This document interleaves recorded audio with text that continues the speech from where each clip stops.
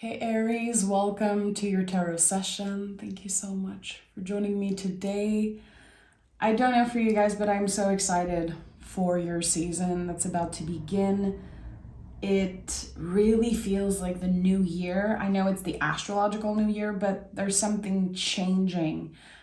Here where I live in Quebec, the sun is out, the snow is practically all melted. It's amazing, the feeling, the fresh air and the birds singing. Like my tulips are coming out. The garden is starting to transform. I'm just very, very grateful for your season and for you guys. So thank you so much for being here. And, happy birthday in advance to all the Aries sun. I have, as many of you know, a lot of Aries in my life. My goddaughter is just about to be born in a few days, hopefully in Aries season. My godson, who is turning 1, next month. And some of my best friends who are Aries. This is really a season of celebration for me, because I'm surrounded by you guys, and I'm very, very grateful for that. Okay, I'm done talking about myself. Just felt like sharing, a little bit here with you. Your general energy is the Wheel of Fortune. I love this. So things are moving. Finally, there's this shake-up happening in your destiny, and it feels good. 10 is when we're already complete with something. We are definitely in a receptive state. We are present and we are opening ourselves to whatever the universe has in store for us. There's a lot of hope coming through with that card. And you can see all the fixed signs here. So again, to me, this is really about someone who is present, definitely rooted, knowing who they are, knowing what they want. And this card speaks a lot about our center. This is the biggest invitation of the Wheel of Fortune, to stay in your center, to be as present as you can, because things are going to be moving in your favor always.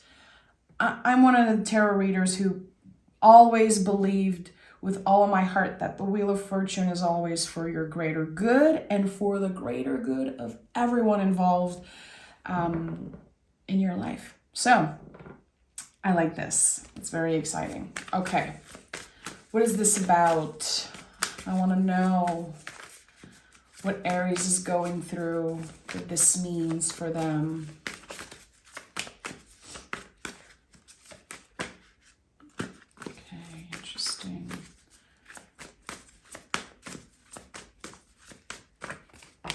Have you showing up first, the Emperor. So something really begins for you, probably the first day of Aries season.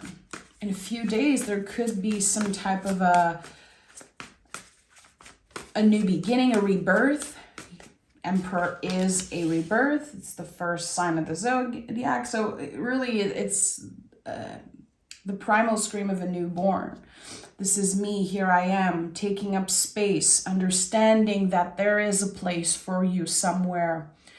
And we have the Star, already 3 major cards for you.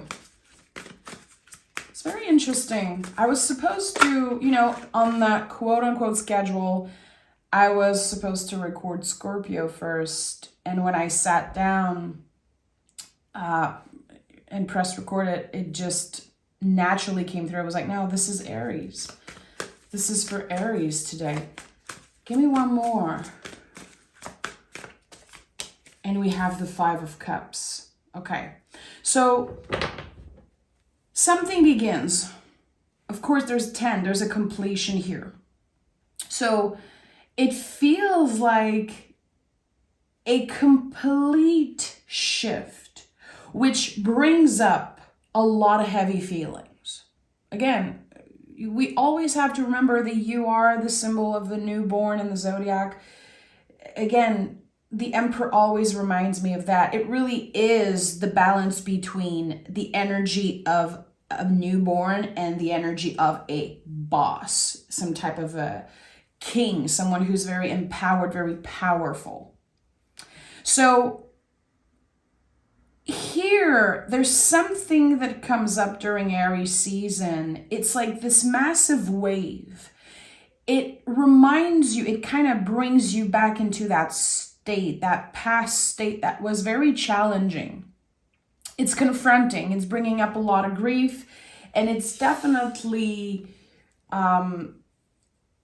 bringing up past lessons, bringing up what you have learned in the past when you ended eras, when cycles were completed, when you experienced new beginnings. There's something here.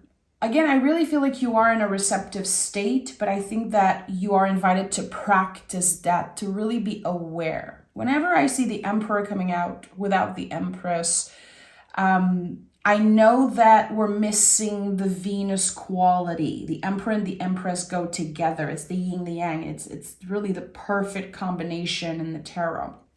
So that practice of being receptive, being present, understanding that pleasure, beauty, sweetness, fun, all of those things are your birthright. You deserve them. So I don't know if you've been dealing a lot with your inner saboteur lately, or if you've been, I don't know why this is coming up, but it feels like there could have been, something that happened and you took it personally and you realized it. That's the thing. There's a lot of awareness of your feelings, of how uncomfortable it can get sometimes when you're confronted by, again, your inner critique, your inner saboteur, and also maybe other people reflecting things, like confronting you with your own truths and reality. All humans are mirrors, We learn so much from just being with other people. We learn so much and we heal so much from being in relationships, being in partnerships and collaborations, because people are mirrors, and a lot of the times they can bring out the best in us and also the worst and all in between. So I do feel like there's a situation like that where it could be that someone forgets to include you, someone forgets your birthday, or someone doesn't show up for you in the way that you feel you deserve, or they owe you. And it's bringing up a lot of heavy feelings and grief. Grief is here with the Five of Cups. And grief really is an invitation to sit with the feelings, to make space for grief at our table. It's a contraction. It's very uncomfortable, but it's not permanent, really. This wave, again, it's like, I always say it's like a wave hitting you when this comes up. Grief is permanent. It will always stay with you, but you become stronger and you carry it differently. And the Five of Cups, a lot of the times people are going to say, well, just turn around. Look at the cups that are still standing. Why aren't you grateful for what you have? Why aren't you, looking at the positive? And I always hated that. The person is choosing to face the cups that are spilled. It's their right, and it's honoring their own timing with grief and their own rhythms. So you don't have to force yourself to look at what's positive. You don't. You don't owe it to anyone. And I feel like it's putting so much pressure on us when people are like, well, look at the positive side of things. In order to really capture the light in our lives, we need to be able to look at the darkness. We need to be able to sit with the cups that are spilled. Again, to make space for grief at our table, to understand that those very challenging feelings are part of, being a human in a meat suit, being here on this planet. And the card that comes up after is the Six of Cups. It's a deep, deep healing card. Very connected to the star card. So that's interesting how here you have 2 cups that are standing, you're turning your back, which again, I valid. I really want to hold space for you, not being ready to turn around right now. And here with the star card, it's not cups, but there's still water being poured out of 2 vases. There's something that's been building up for you, Aries. And I think it's something that's very hard to swallow. It's very hard to accept or digest. It could be something that happened literally 10 years ago, or you've been dealing with that for a whole decade, maybe since 2020, because the Emperor showed up, the 2020 card.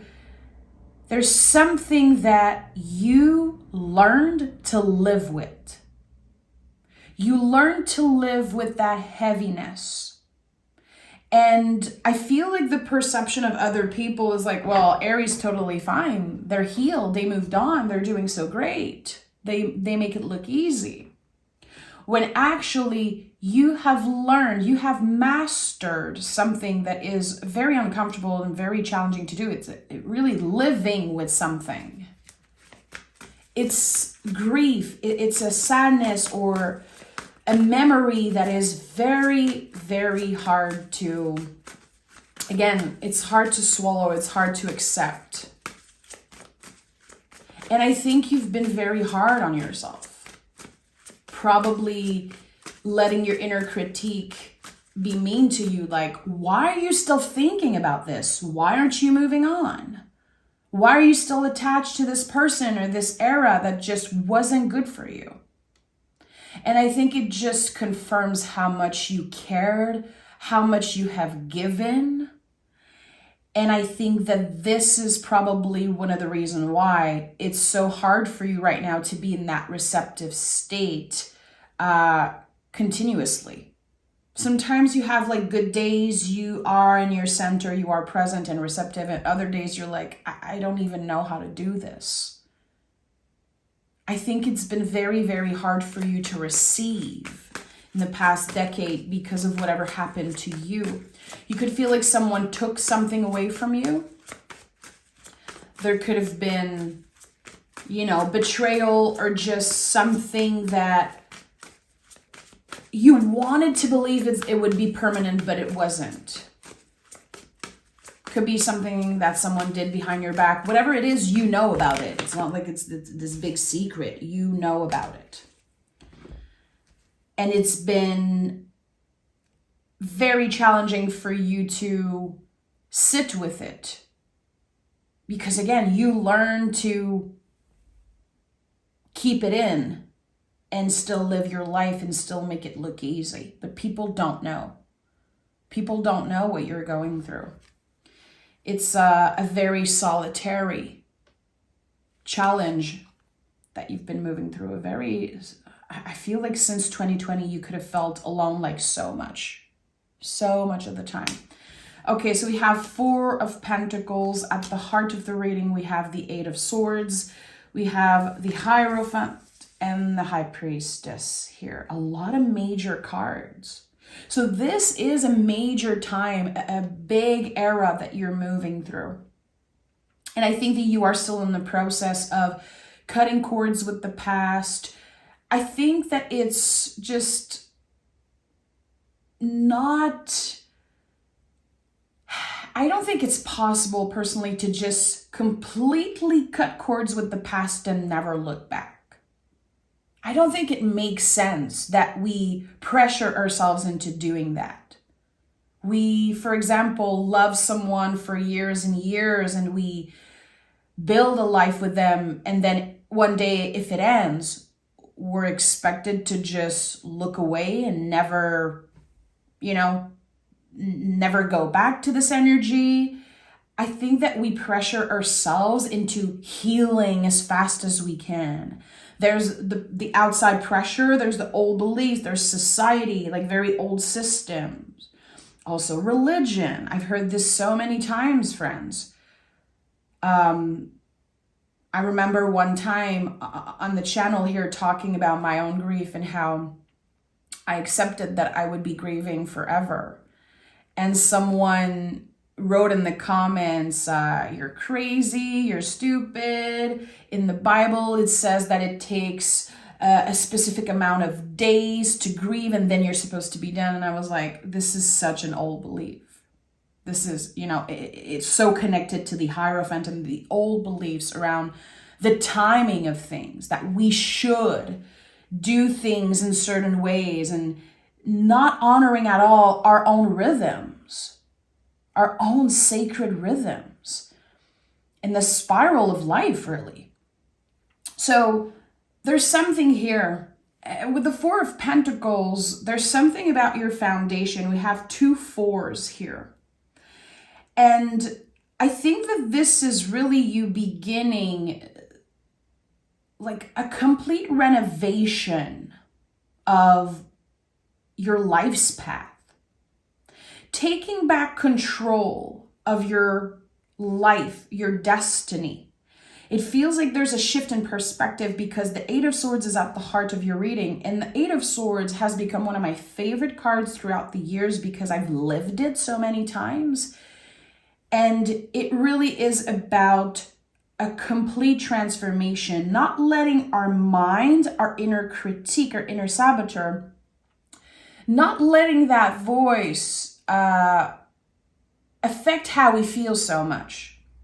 We're done isolating ourselves because of what we feel. We're able to hold space for the feelings.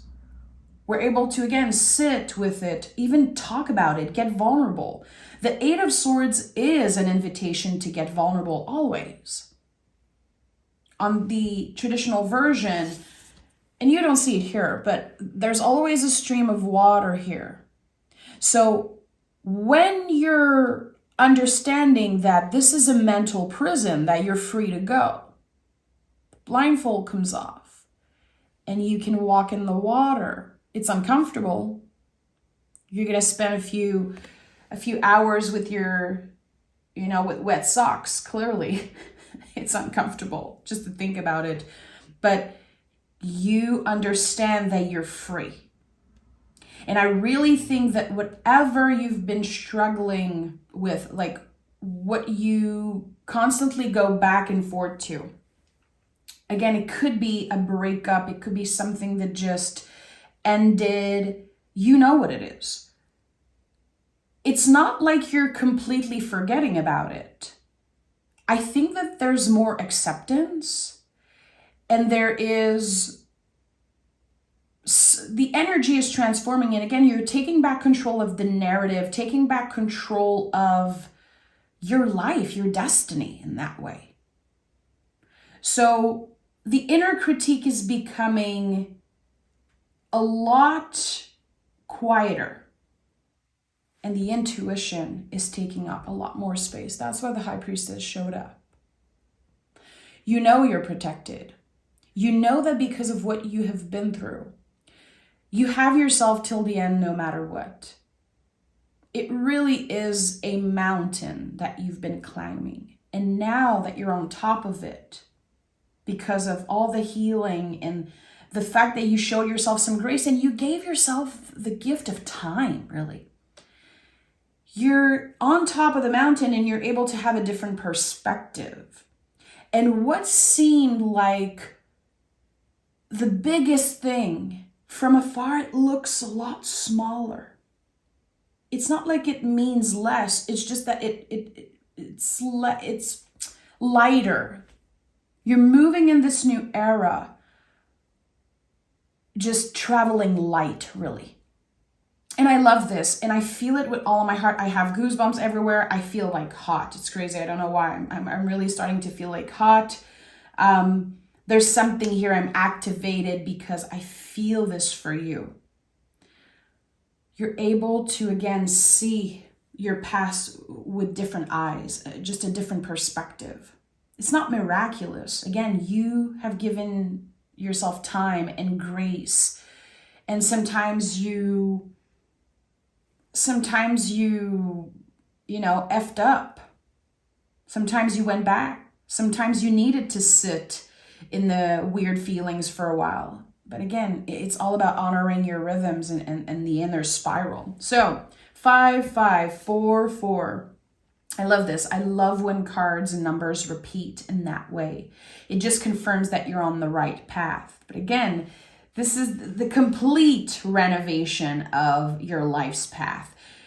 Brick by brick, opening to new experiences and really showing up as the high priestess here. It's a solitary path, but it's not lonely. It's not. You are protected. You're guided by your intuition. And Aries, I feel like people don't give you enough credit for how intuitive you are. Again, you are the newborn of the freaking zodiac. There's nothing more intuitive than a kid. Because, there's no limitations. When you're a kid, you talk to trees, you talk to the sky. Sometimes, a lot of people believe that kids see things. They see the beloved dead. I really believe that. I had proof of that my whole life, that kids really can see things that we don't see. And I think that it's all because, they don't have the limitations and the blockages that we have growing up. It's very interesting how you're going back to the roots. You're going back to this essence, this authentic essence of you, of trusting your intuition and kind of believing in magic, being hopeful for the future, noticing beauty and magical things everywhere that you go, because you understand that magic lives within you.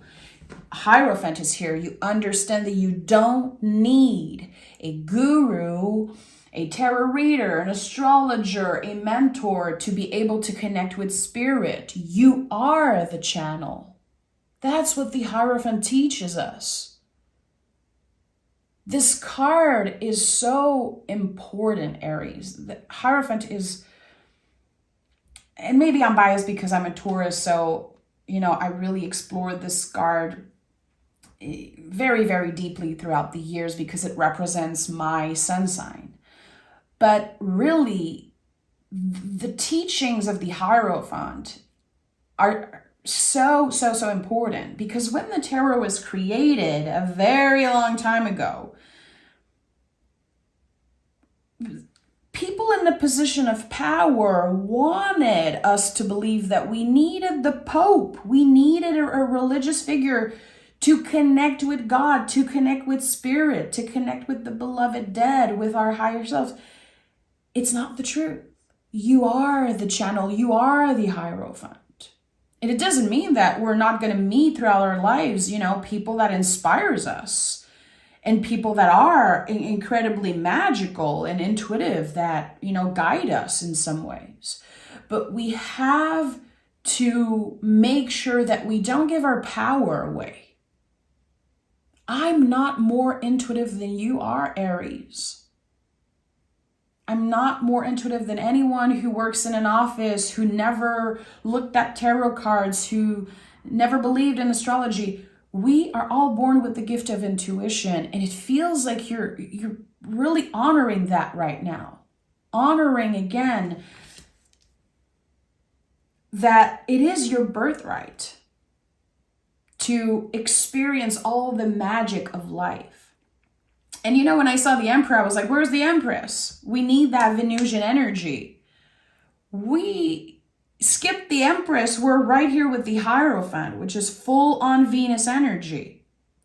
So how can you practice being receptive? Can you notice when you give your power away? When you really start believing that someone took something away from you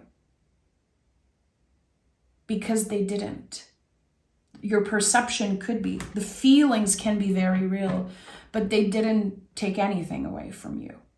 Not spiritually, not intuitively, your magic, your inner fire, this power that you have. No one can take that away. So again, when I say you're taking back control of your life and your narrative, it makes so much sense with the Hierophant. Hierophant is about clearing out the dead roots, planting new seeds. It's connected to the throat chakra. We are able to express ourselves. We are inspiring others through sharing our stories. To be able to say what we want, to name what we deserve. There's something so powerful in that. Words are spells. They really are. Yeah, King of Wands, This is the magician of the tarot. I believe even more powerful than the magician card. And the Five of Pentacles is here. So you see we have 5, 5, 5. If I'm not mistaken, last month there was a reading that came through for you, and 555 was also coming through. Good, you're still in that energy. You're still moving through change. You're still invited to show yourself some grace. It's not over. And as an Aries, you're probably like, okay, what's next? Okay, come on, what's next? No. It's a practice. There's still so much in your life that is ready to change, that is ready to completely transform and really match your internal process. Your external reality is going to match the internal, really. We have an 8 as general energy, as within, so without. The 8 is always connected to the infinity symbol. So King of Wands is here, and King of Wands is double fire. All court cards are connected to an element, so kings are fire, and he's holding the wand, so double fire. So here, this is the sun. This is your true identity, the light that never goes out within you. When I said no one can take away your light, no one can take away the beauty within you, your power. It's true. And the King of Wands confirms that. This is a master at manifesting whatever they want. But in order to really succeed when we manifest something, when we call in something, I think that there are a few things that are very important. Consistency, because any manifestation, any spell work, any wish is not about the outcome. It's about the consistency. It's about the intention. It's like nurturing a garden, to constantly nurture this wish, this manifestation, this goal, and to get very clear on what you want, to not force it. If you don't know right now, it's okay. Give yourself the time. You will figure out. Again, this complete renovation of your life's path. Right now, you're still dealing with the foundation. You're still clearing out some dead roots. You're still moving through a lot of ups and downs. Again, 555. It's still with you. It's still following you. Maybe you're still seeing that synchronicity come up. But it leads you to healing. It's the time where you're breaking karmic patterns. There's a lot of karmic relief coming up through 555. So King of Wands is trying to figure out, because it's not because it's a king that he's not still getting curious and figuring out things. He embodies the page, the knights, and the queens. That's what the kings are. They are of service. So they understand the qualities and the layers, what it took for them to get there. So going back to the foundations, going back to the roots, reframing questions. What do I want? What am I looking for? What feels true to me? It's not about the answer. It really is about the questions that we're asking. What am I looking for? I'm open. Again, I'm receptive. Universe, show me. Show me what I need the most. Show me what is possible. I'm open to anything that is for my greater good and for the greater good of everyone involved. And the 5 of Pentacles come here. So what I'm noticing is that we go from the 4 to the 5. So there's expansion. It's not because this card looks scary and that there's a lot of old beliefs about this card that it's a quote unquote bad card. There's no bad card in the tarot. There's no good card even. You're never going to hear me say that. Oh, this is a good card. Oh, this is a bad card. I don't believe it. Because this is bitter medicine. And trust me, when I'm sick, I need that bitter freaking medicine. It makes me feel good. It heals me, it really does. It's not instant. It's a work in progress. It requires a lot of, rest and patience. But it will heal you. It will heal a layer of you. And that's what's happening here. You're healing yet another layer of you. And the 5 of Pentacles is the fear of lack. It's the fear that we're not going to have enough, that we're going to miss out on something. We're so afraid to ask for help. So afraid. A lot of the times when this card comes up and it's connected to the Hierophant, it's a Taurus card, it's a 5 card. They're like siblings, really.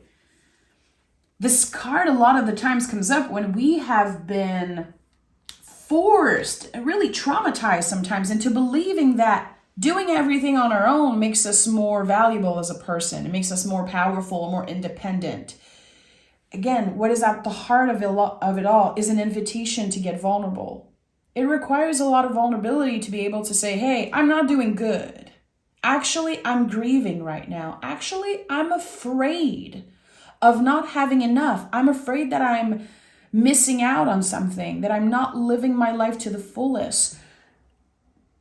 When I say use your voice, it is literally to name the feelings, to be able to say, hey, I need help, or I don't need your help or your advice. I just need you to listen.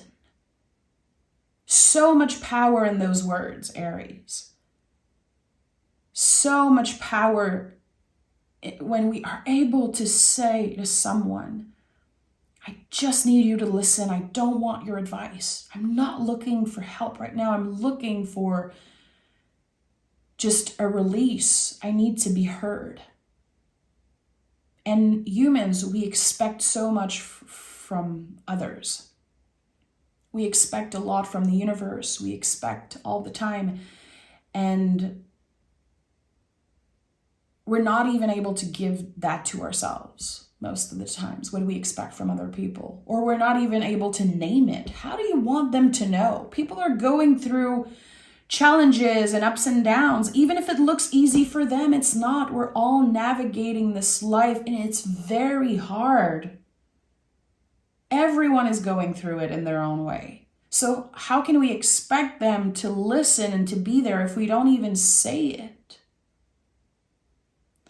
So there's something here that you're learning to do. I would say, again, with the sense of renovation, what I'm getting is unlearning. 555, Hierophant, especially 8 of Swords. You are unlearning so much when it comes to old beliefs, when it comes to how you were raised. And probably whatever happened, this experience that we talked before, it was like it feels like a breakup in your life's path. It feels like a very abrupt ending, a very challenging ending is the way I'm receiving this. All the things you have to unlearn from that experience, that you're not enough, that you fail, that, people are not going to respect you. People are going to lie to you. All of those old beliefs are ready to be cleared away, but it's not instant. It takes time. You're not behind. I feel like I need to say this to a lot of Aries. You're not behind. You're not missing out. You're doing the work. And trust me, if it feels uncomfortable and if it feels messy, you're doing the work. You are. So let the Wheel of Fortune turn for you. And in order to meet the universe halfway, I think that, again, the invitation is to get vulnerable for sure. And also stay in your center. Keep your eyes on your own paper. Keep your eyes on your body, your journey. Who cares what others have? Them having whatever, it doesn't take anything away from you. It's time that you come back into presence, you. Because a lot is about to change. Again, the fact that there's still 555 coming through for you, this is the most profound change. It is uncomfortable. 5 is not a chill, cute number. It really is. It's deep and it's scary sometimes. All of the 5 cards are very challenging. But only through that, only by moving through this, you will get on the other side. You cannot skip. You cannot, there's no detour, baby. It's right there. You have to move through it. And you're already in the midst of it. A few steps, a little bit of time, a little bit of patience still. And I really believe with all my heart that there's a new reality waiting for you. And we have Kali. So if you felt invited to work with any goddesses, Kali is really wanting to show up. Step into the unknown. Do not be afraid. Kali really helps us to work, with the darkest parts of ourselves, honoring the darkest parts of ourselves. And there's so much about perception, like something looks very scary, it looks impossible, but actually it probably is one of the best things that could have ever happened to you. It really is about giving ourselves that grace and not being afraid of our shadow. If anyone is annoying you with the good vibes only type of BS, my friend, protect yourself. Protect yourself. It is so toxic, and this is my personal opinion, but it's probably one of the biggest red flags for me when someone is obsessed with the good vibes only. Like, come on, smile. Come on, be grateful. Gratitude is a practice. It's not just putting a smile on your face and faking that you're doing good. It doesn't make you ungrateful. It doesn't make you a bad person or, a negative person to not want to be a good vibe only type of person. I think that, again, in order to really capture the light, in order to absorb the light and to be able to live it, to see it and experience it, we have to identify the darkness. I really believe that. They go together. It's the yin, the yang. It's how we can find true balance. So protect yourself. Kali is so connected to our darkness, to the darkest parts of ourselves. And whenever I connect with her, I remember that. I honor the darkest parts of myself instead of trying to suppress them, instead of hiding them and being ashamed of them. So thank you for being here. That reading feels so special to me. There's so much happening in the astrology of Aries right now, and I think that everyone could benefit from this reading, even if you don't have, Sun in Aries or Aries rising.